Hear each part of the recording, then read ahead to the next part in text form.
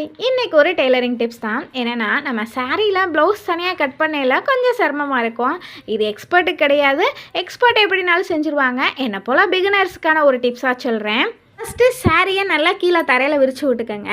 அடுத்து அந்த ப்ளவுஸ் இருக்குல்ல, அந்த இடத்துல லைட்டாக கட் பண்ணி விட்டுட்டு, இப்போ கட் பண்ண இடத்துல இருந்து ஒரு நூலை பிடிச்சி உருவினோம்னா அந்த நூல் வெளியே வந்துடுமா?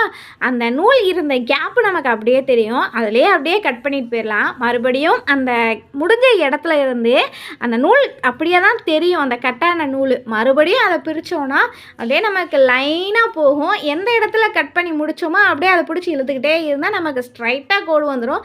கடைசி வரைக்கும் இதே மாதிரி செஞ்சோம்னா அழகாக சாரீ தனியாக ப்ளவுஸ் தனியாக கட் பண்ணிடலாம்.